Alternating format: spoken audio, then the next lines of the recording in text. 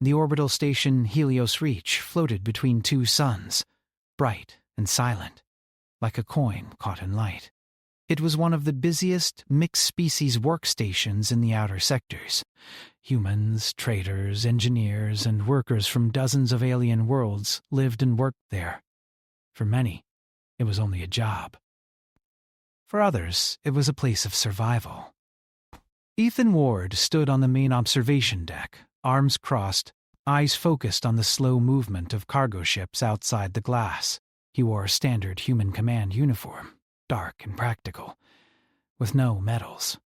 He had refused them years ago. To him, medals felt like distance. He preferred to be close to the people who worked under him. Ethan was not the owner of Helios Reach, but he was its operational director. That meant every crisis, every dispute, and every emergency came to his desk. Humans had a strange reputation in the galaxy. Some saw them as soft. Others feared them because humans never act the same way twice. Ethan fit neither idea. He was calm, patient, and stubborn in a quiet way. Behind him, the doors hissed open. "Director Ward," a voice said. It was sharp, controlled, and not human. Ethan turned.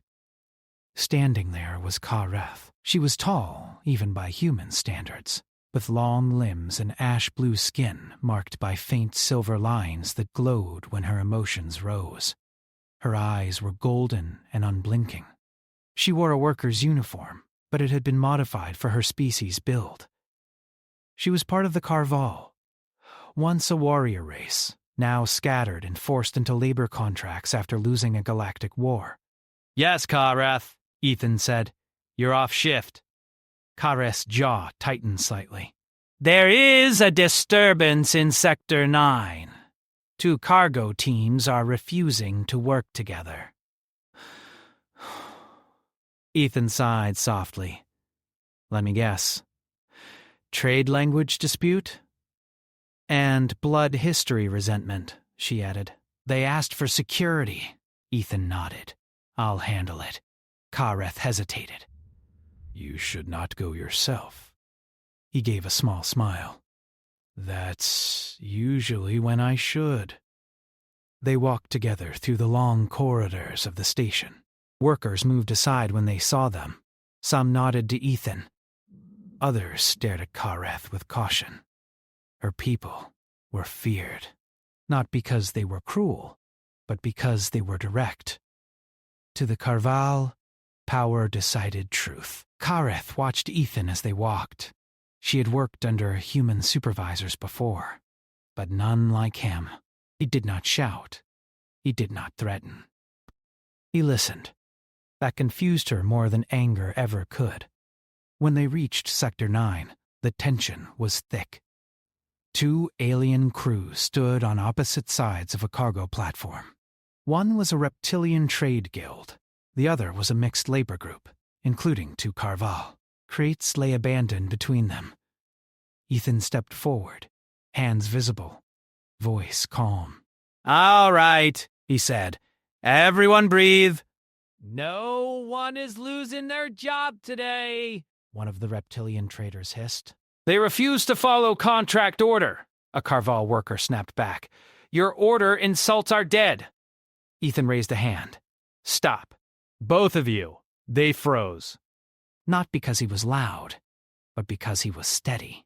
"Contracts exist so people don't fight," Ethan continued. "But respect matters too. We'll adjust the work order. No one loses face. No one loses pay." The reptilian leader frowned. "You would bend rules for feelings?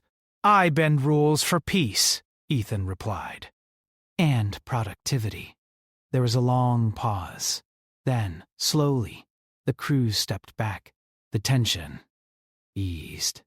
Kareth watched closely. In her culture, such a dispute would have ended in blood or submission. Ethan chose neither. As they turned to leave, alarms suddenly screamed through the station. Red lights flashed. "Breach in the lower ring." A voice announced, "Structural failure." Emergency response required. Ethan didn't hesitate. He turned and ran. Kareth followed. Smoke filled the lower ring corridor. A damaged fuel conduit had ruptured, filling the area with toxic vapor. Several workers were trapped beyond a collapsed door. "Seal the section!" someone shouted. Ethan shook his head. Not yet. He grabbed a breathing mask and rushed forward, forcing the damaged door open just enough to slip through. Kareth felt her chest tighten. Humans were physically weaker than Karval. He should not survive this. Inside, chaos ruled. Workers coughed and panicked. Ethan moved fast, guiding them, one by one, toward safety. The heat burned his arms. Sparks flew. Then the conduit shifted. A support beam snapped. Kareth acted without thinking. She lunged forward, catching the beam before it crushed Ethan. The metal burned her hands, but she held. "Go!" she shouted. Ethan dragged the last worker free. Alarms intensified. Together, they escaped as the corridor sealed behind them. Ethan collapsed to one knee, gasping. His uniform was torn at the shoulder, fabric ripped and scorched. Blood ran down his arm. Kareth stared at him. Her vision narrowed. The silver lines on her skin glowed bright. "You endangered yourself," she said sharply. Ethan coughed, then smiled weakly. "Part of the job. You could have ordered others," she said. "Lower ranked, expendable." Ethan looked up at her, eyes tired but clear. "No one here is expendable." Those words hit her harder than the explosion. Medics rushed in. Ethan waved them off until every worker was treated first. Only then did he allow his arm to be sealed and bandaged. Kareth stood nearby, silent. In her culture, such an act created a life debt. A debt that could not be ignored. A debt that demanded repayment. Later, in a quiet corridor, she confronted him. "You saved lives that were not your own," she said. "You risked death without demand. That's kind of the job description," Ethan replied lightly. She stepped closer. "For my people, this creates obligation." Ethan frowned. "You don't owe me anything. You do not decide that," she said firmly. Emotion surged through her. Confusion. Pressure. The ancient laws of her species burned in her mind. She reached out without meaning to, gripping the front of his uniform. The fabric tore under her strength. Both of them froze. Her hand still held the torn cloth. His shirt was ripped open at the chest, the damage clear. Kareth released him instantly, eyes wide. "I did not intend." Ethan looked down, then back up, surprisingly calm. "It's just a shirt." But for Kareth, it was not small. In her culture, such an act during a debt claim was symbolic, public. "Binding." Her voice lowered. "The debt remains. I will claim resolution." Ethan studied her face. He saw fear there, not threat. "We'll talk," he said gently. "Not here." She nodded once. As she walked away, her thoughts raced. She had followed warriors and commanders before. None like this human. He did not take power. He gave it away. And that made him dangerous in a way the galaxy had not yet understood. Far above, Helios Reach continued its slow orbit, unaware that something had shifted. Not just a station crisis, but the beginning of a challenge to ancient traditions. The station returned to its normal rhythm within hours, but for Kareth, nothing felt normal anymore. Helios Reach hummed with engines, footsteps, and distant voices, yet her thoughts were loud and restless. The human's words kept repeating in her mind. "No one here is expendable. That idea had no place in Karval history." Kareth stood alone in the workers' dormitory, staring at her hands. The faint burns from the collapsed beam were already healing, but the memory of the moment would not fade. Ethan Ward should have been crushed. A commander should have ordered others forward. That was the way of strength. Yet he had gone himself, without hesitation. To her, people, such an act carried meaning far beyond bravery. It created a life debt.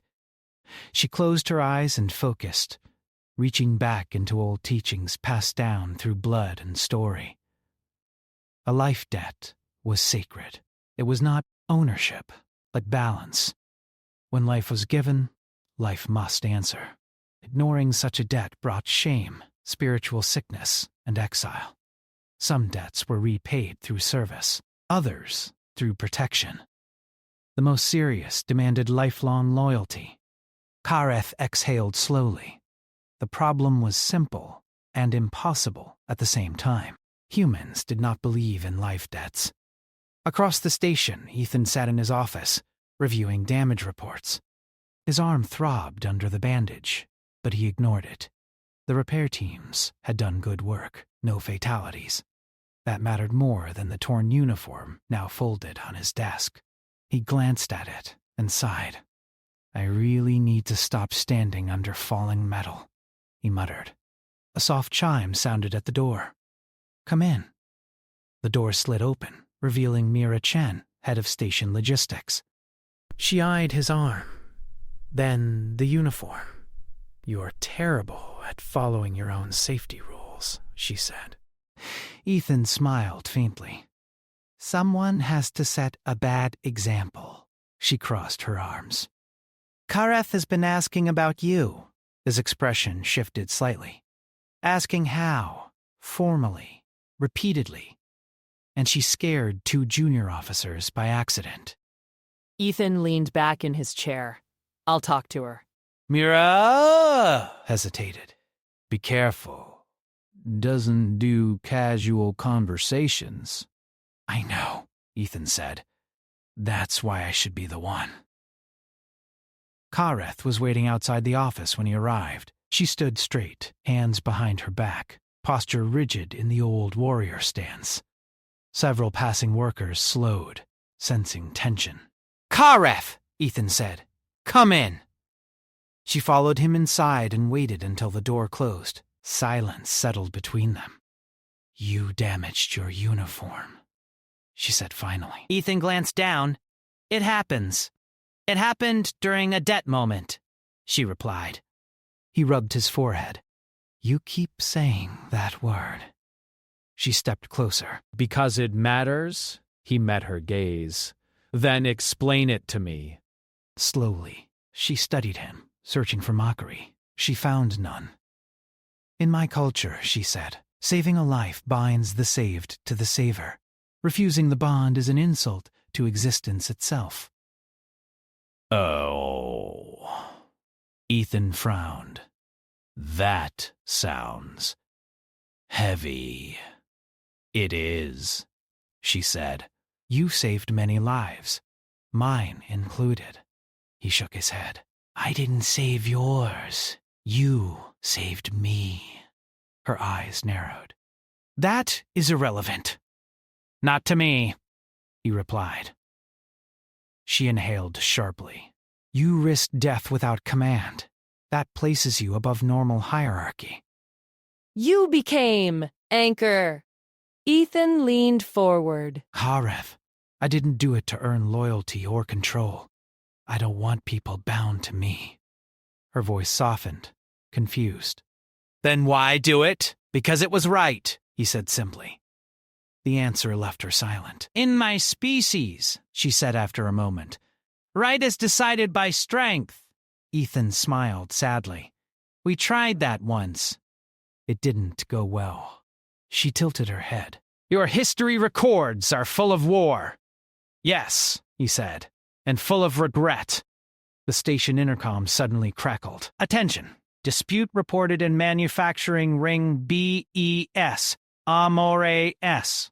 Carver worker detained by private security. Kareth stiffened. That worker is from my unit. Ethan stood instantly. Let's go! They reached the manufacturing ring to find a tense scene. A human private security team stood around a Carval worker named Sarek, his arms restrained. His silver markings flickered with anger. He refused an inspection order, the security leader said. Got aggressive. He defended his tools, Kareth snapped. Those are bonded. Ethan raised a hand. Release him. The security leader hesitated. Director, protocol. I'll take responsibility, Ethan said. The restraints dropped. Sarek glared at the guards, then bowed his head slightly toward Ethan. That alone sent a ripple through the watching crowd. Kareth noticed it immediately. A Karval bowing to a human was unheard of. Later, as the crowd dispersed, Kareth confronted Ethan again. You are creating imbalance, she said. My people are watching you, he sighed. I figured. You refuse dominance, yet others submit anyway, she continued. That is dangerous. Change always is, he replied. That night, Kareth dreamed of old battlefields and broken banners. She saw her people kneeling before alien conquerors. Then she saw Ethan standing alone, unarmed, between enemies, refusing to kneel or strike. When she woke, her decision was made. The next cycle, she approached Ethan in a public corridor during peak activity. Workers from many species were present. She stopped directly in front of him. I am invoking formal debt recognition, she said loudly. The corridor fell silent. Ethan froze. Kareth, this is not the place. It must be, she said. Witness is required.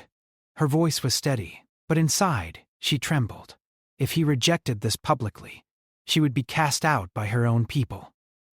You saved lives, she continued. You acted as protector without claim. Under Karval law, you are owed recognition. Ethan took a slow breath. And what does recognition mean? She met his eyes. A reward. Murmurs spread through the crowd. Human workers exchanged uneasy glances. Alien observers leaned closer.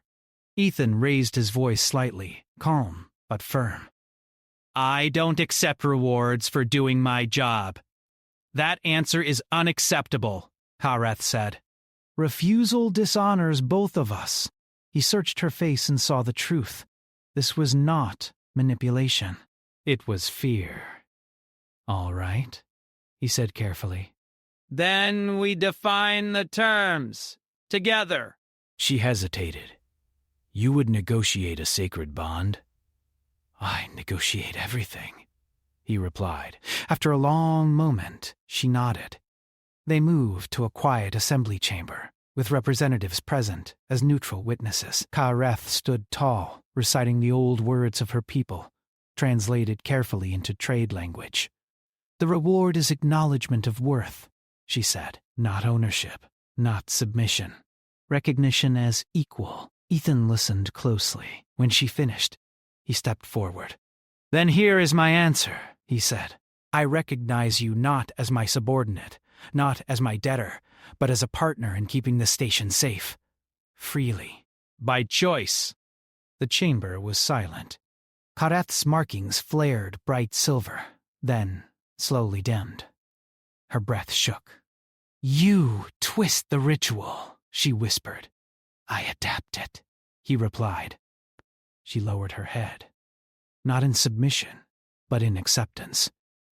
Around them, something shifted. Witnesses carried the story beyond the station. A human had stood before an ancient alien law and refused to dominate or be dominated. That night, Kareth stood at the viewport, watching the stars. For the first time since her people's defeat, the future did not look like chains, and the debt, though transformed, still bound them, now not by fear, but by choice. The story of what happened in the assembly chamber did not stay quiet for long. On Helios Reach, nothing ever did. Within a single rotation, whispers moved through maintenance tunnels, mess halls, and cargo docks. A human director had stood before a Karval law and reshaped it without force. Some called it wisdom. Others called it danger. Kareth felt the change immediately. Where once her people had kept their heads down, now they watched Ethan Ward with sharp attention. Not hatred, not fear, expectation. That expectation weighed on her more heavily than any armor she had worn in the old wars. She stood with her unit in the lower engineering bay, overseeing power conduit replacement. The work was routine, but the tension was not. Sarek and the others worked in silence, their silver markings faint but alert. "You bound yourself to the human," Sarek said quietly, without looking up. Kareth did not deny it. "I acknowledged balance." "You changed tradition," another worker muttered. "No," she said. He did.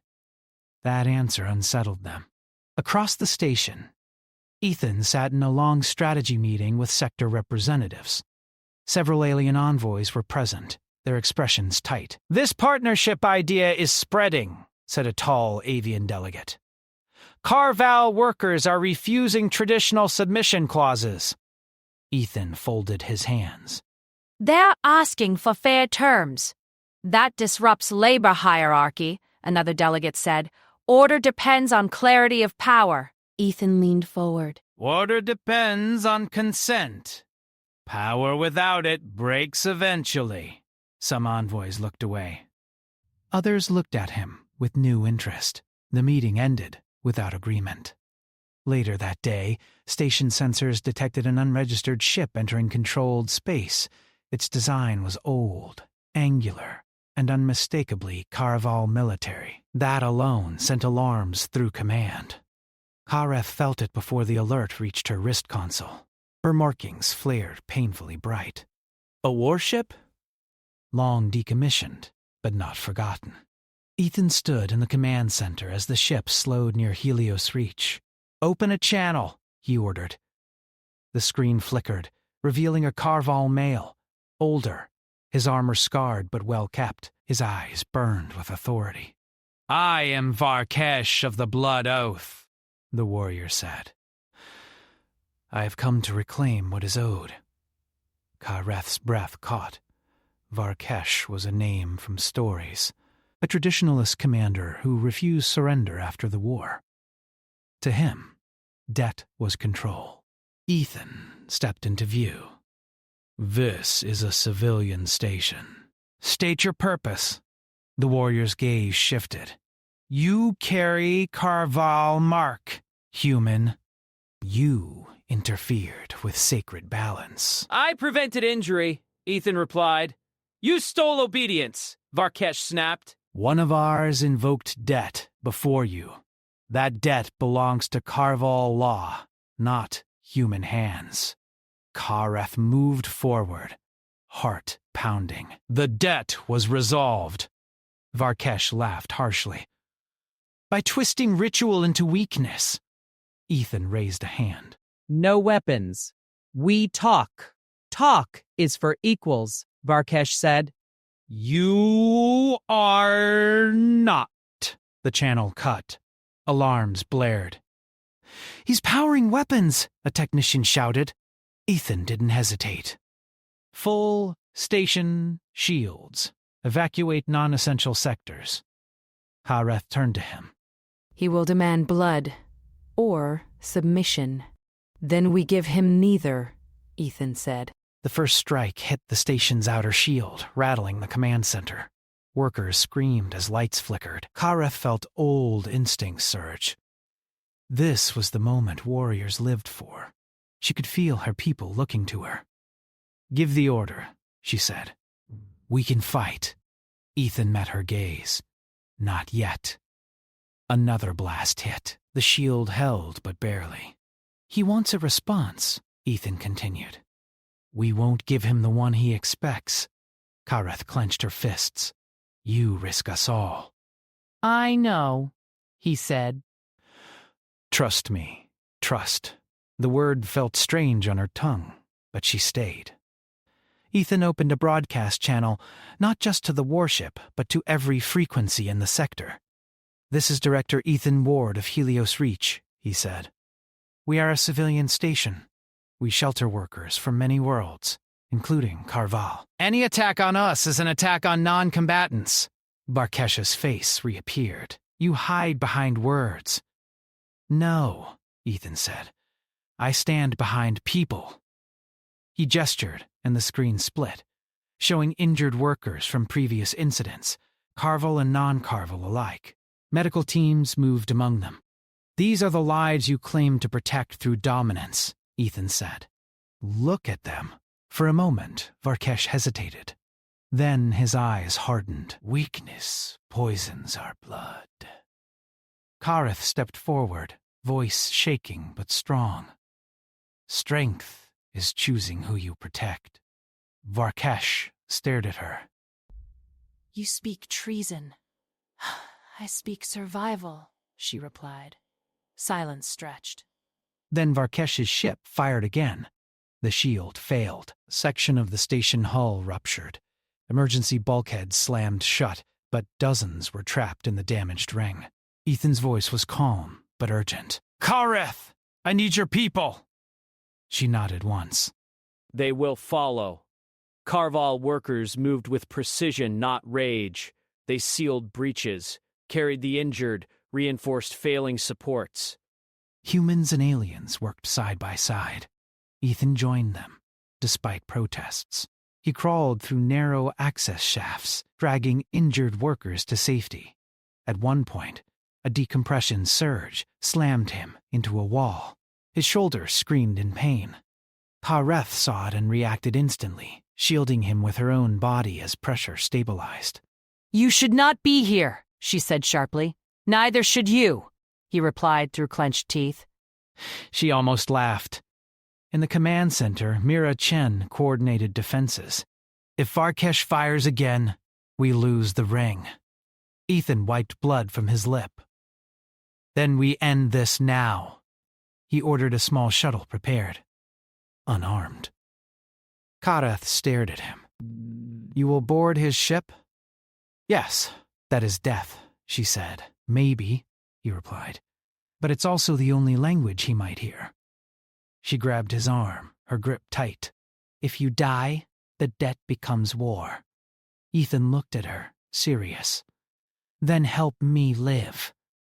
She released him slowly. The shuttle launched under heavy fire, weaving through debris. Ethan stood alone inside, hands open, no weapons.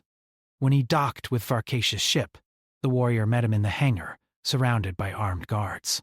"You are brave," Varkesh said. And foolish. Ethan, step forward. I came to return what you think I stole. He removed his station badge and set it on the floor. "I don't claim Carvel debt," he continued. I claim responsibility. If there must be punishment, place it on me." Varkesh studied him. "You would kneel?" Ethan shook his head. "No." "I would stand and take it." That answer unsettled the warrior more than defiance. Kareth watched through a live feed, heart pounding. Varkesh circled Ethan slowly. "You refuse submission. You refuse dominance? What are you?" Ethan met his gaze. "Human." Silence filled the hangar. Finally, Varkesh turned away. "Withdraw weapons," he ordered. The guards hesitated, then obeyed. "You have shamed me before my own blood," Varkesh said quietly. "And yet you saved it." The warship powered down. When Ethan returned to Helios Reach, exhausted and injured, Kareth was waiting. She said nothing as medics rushed him away, but her markings glowed with something new. Not obligation. Loyalty freely given. Across the sector, the message spread fast. A human had faced a war commander without force and survived, and the Carval were watching closely. The balance of power had shifted again, this time in favor of a future no one had planned for. The station needed 3 full cycles to return to full function. Hull plates were replaced, power lines rerouted, and entire sections inspected piece by piece. Helios Reach survived, but the marks of the attack remained. Scorched metal and sealed corridors told the story better than any report. Ethan Ward spent most of that time in recovery. The medical wing was quiet, filled with soft lights and steady machine sounds. His shoulder was wrapped and immobilized, his ribs bruised, his body exhausted. He hated lying still. It made him feel useless. Kareth visited every cycle, always at the same hour. She never stayed long. She stood near the foot of the bed, hands behind her back, posture formal. At first, neither of them spoke much. Words felt fragile after what had happened. "You should rest," she said during one visit. He smiled faintly. I am. Against my will, her markings pulsed softly, the Carval sign of restrained amusement. "You challenged a war commander without armor. Bad habit," he replied. Silence returned, but it was no longer heavy. Outside the medical wing, the station was changing. Carval workers no longer avoided human supervisors. Humans, in turn, stopped assuming silence meant agreement. Mixed species teams formed naturally, not by order, but by trust earned during the crisis. It was messy. Arguments happened, but no one walked away unheard. Not everyone was pleased. A delegation from the Interstellar Labor Authority arrived unannounced. Their ships were sleek, white, and heavily armed. A bale of curves, authority insignia gleamed on every hull. Nira Chen met them at the docking bay with a tight expression. This station operates under provisional autonomy, the lead delegate said. Recent events suggest instability. What they suggest, Mira replied evenly, is that we survived. The delegates were escorted to the council chamber. Kareth stood behind Ethan's empty chair, a visible symbol that did not go unnoticed. You have violated several accepted hierarchy norms, the delegate continued. Allowing bonded warrior species to renegotiate labor roles creates risk. Ethan watched the meeting through a live feed from his bed, jaw tight. They protected this station when it mattered, Mira said. That earns trust. Trust is not a policy, the delegate replied. Ethan muted the feed with a sigh. Kareth. Noticed? They will challenge your authority. They already are, he said. The question is, how hard? The answer came sooner than expected. 2 cycles later, the authority issued a formal notice. Helios Reach was to be placed under temporary external control, pending investigation. Authority security would assume command. Kareth read the notice twice, her markings darkening. This is occupation, she said. Ethan sat up carefully. It's bureaucracy with guns. The station reacted instantly. Workers gathered in corridors, voices raised. Old fears resurfaced. Authority security had a reputation. Efficient, cold, unyielding. Kareth's people watched her closely. What do we do? Sarek asked quietly. She took a slow breath. We do not fight unless forced. We show them who we are now. Their armored units moved with precise coordination. Scanning, recording, judging. They took control of key systems and posted guards at every major junction. The station felt smaller overnight. The authority commander, a tall figure with pale skin and artificial eyes, requested a private meeting with Ethan. The medical staff protested, but Ethan insisted. The commander stood across from him, hands clasped behind his back. You are reckless, he said bluntly. Ethan smiled tiredly. I prefer flexible. You disrupted a stable power structure, the commander continued. Now you want us to believe it was for peace. I don't need you to believe it, Ethan said. Just to observe it. The commander studied him. Your alien workers follow you. They choose to, Ethan replied. Choice leads to unpredictability. So does fear, Ethan said. The commander said nothing, but his eyes flickered. That same cycle, an accident occurred in the industrial ring. A coolant system failed, flooding a work zone with freezing vapor. Authority security sealed the area immediately, following protocol. Inside were 12 workers. 3 were Karval. Kareth was the first to arrive at the sealed bulkhead. "They are alive," she said. "We can reach them." The authority officer shook his head. Risk is unacceptable. We wait for full containment. They will freeze, she said. Acceptable loss, the officer replied. Kareth's markings flared bright silver. Ethan, watching through station cameras, felt his chest tighten. "Open the door," Kareth demanded. "Stand down," the officer ordered. She hesitated only a moment. Then she acted. With a controlled strike, she damaged the bulkhead controls just enough to force a manual override. Steam burst outward.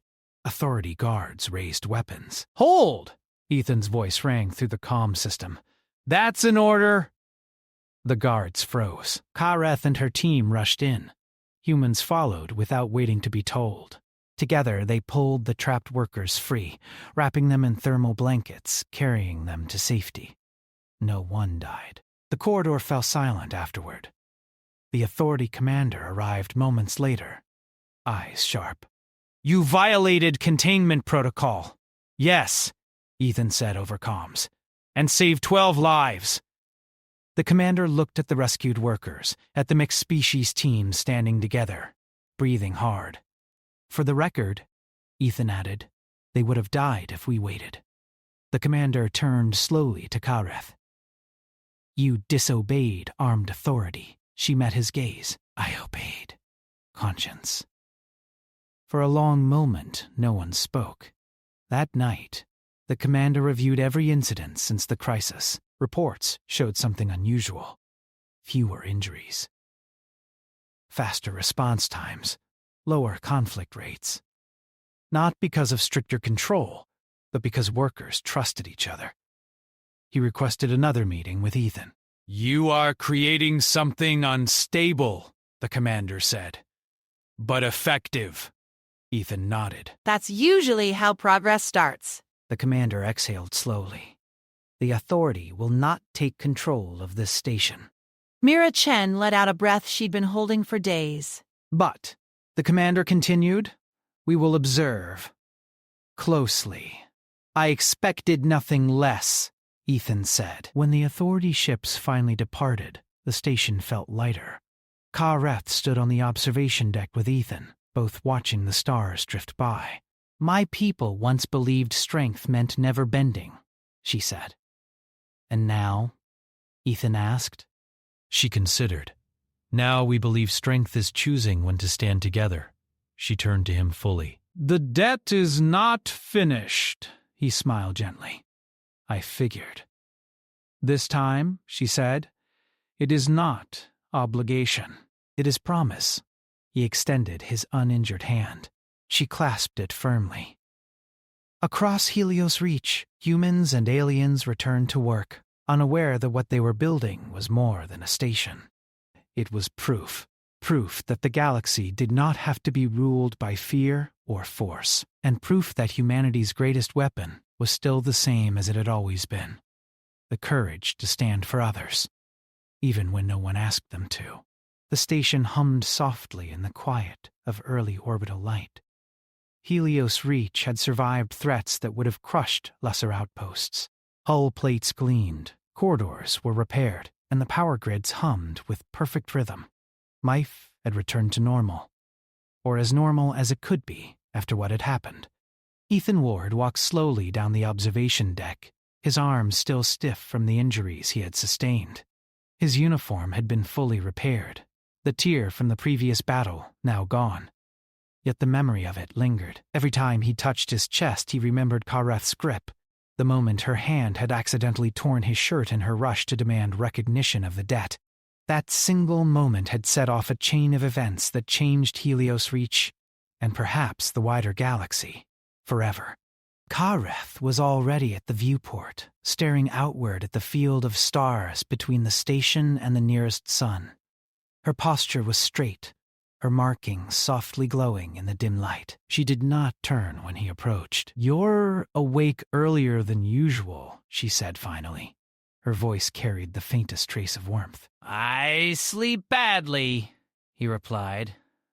"Too many things to think about." "And you," he added, "you are always awake." "I do not sleep like humans," she said, though her voice was lighter than it had been weeks before. "My people, my instincts, they tell me to stay vigilant. But I no longer do it out of fear. I do it because I choose to." "Ethan, step beside her. That's new." She did not answer immediately. Instead, she watched the stars, her golden eyes reflecting distant light. Then she spoke, softer, almost to herself. It is strange to feel freedom instead of obligation. Ethan looked at her, seeing the subtle change in her posture. "It's not just strange," he said. "It's dangerous. Once people see what freedom can do, they won't want to go back." Ka'areth turned to him slowly, a faint smile curving her lips. "Perhaps that is not so bad." In the days that followed, Helios Reach began to truly feel like a station built by cooperation rather than authority. Carval workers now consulted human supervisors on procedural decisions. Humans learned from Carval efficiency, adopting practices that were alien but effective. Other species on the station began forming small teams with mutual respect, relying on each other's strengths rather than fearing them. Ethan watched it all, occasionally directing, occasionally stepping aside. He saw workers saving one another from minor accidents, guiding one another through complex machinery, and defending each other in arguments. All actions performed voluntarily. Ka'areth found herself observing him as well, not just as a commander, but as someone who had inspired trust beyond fear. Every decision he had made, every risk he had taken, had shown her people that strength was more than muscle or law.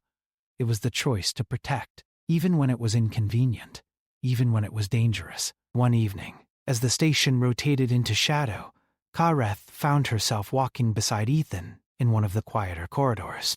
The lights above reflected on the smooth walls, creating long shadows. She spoke before he could. "You have changed how my people see humans," she said. "I only showed them what I expect," he replied. "I did not force it, but it is more than that," she said. "You did not demand obedience. You gave choice. That is not common." Ethan glanced at her, expression calm.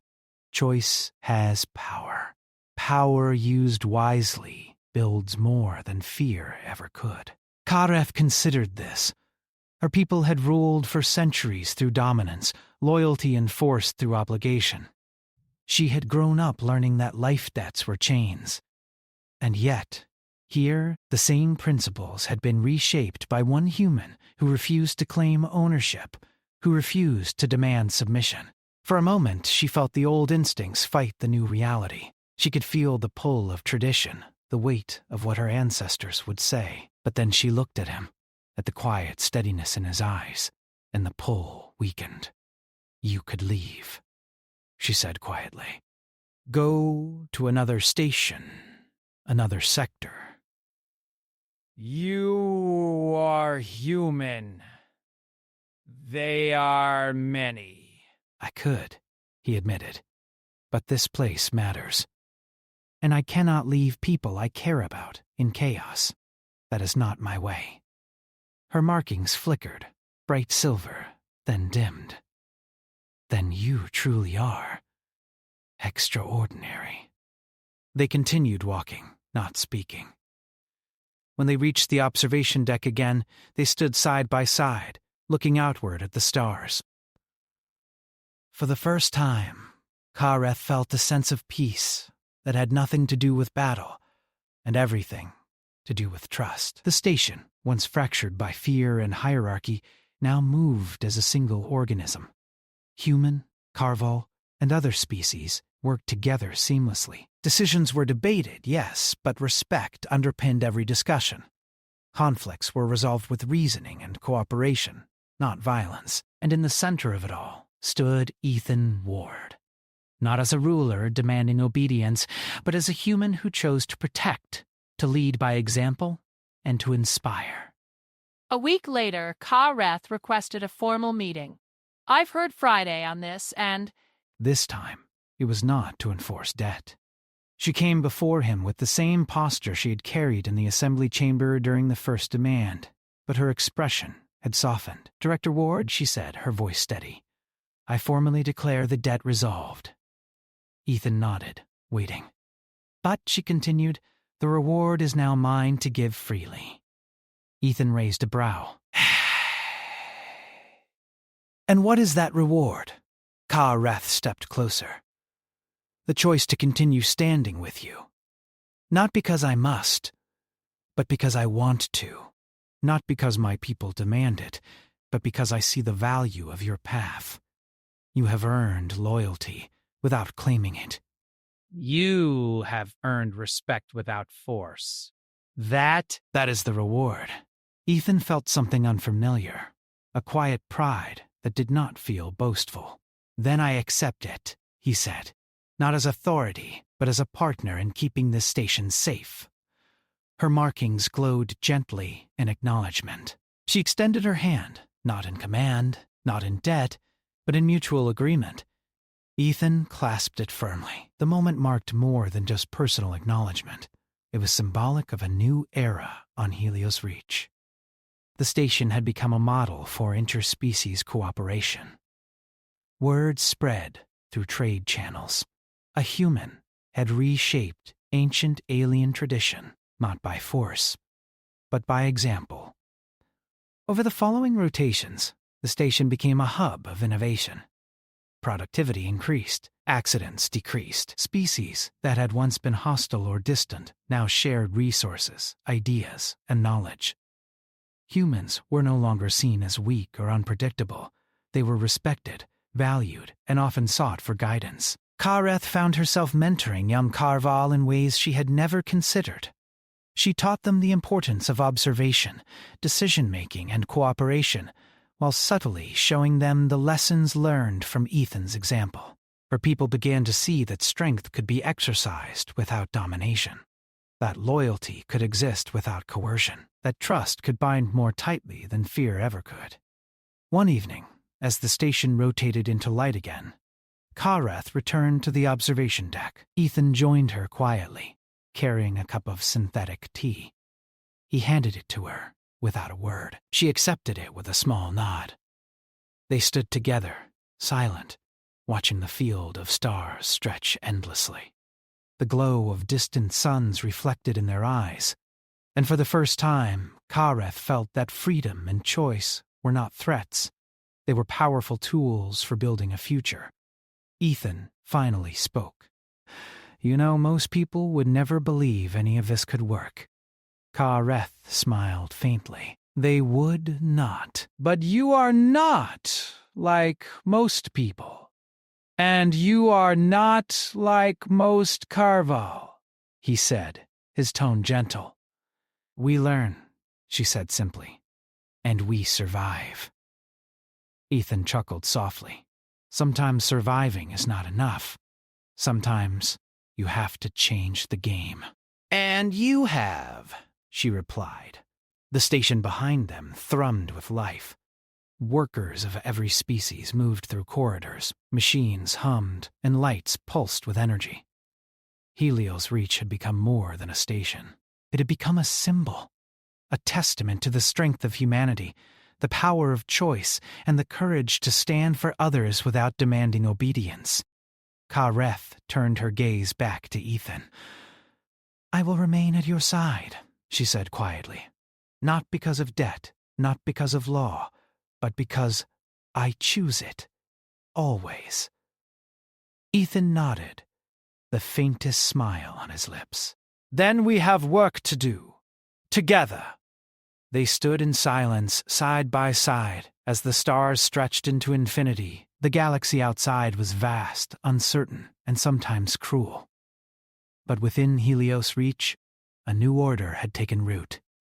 A future built not on fear, not on power, but on choice, respect, and humanity's enduring courage. For Kareth, for her people, and for all the species on the station, the reward had been given freely. And for Ethan Ward, the human who refused to demand loyalty but earned it anyway, the galaxy had begun to see what it truly meant when humans led, not with force, but with heart. Helios Reach would never be the same again, and neither would the galaxy. The stars outside continued to shine, indifferent, yet witness to the quiet revolution of trust, courage, and the enduring strength of humanity.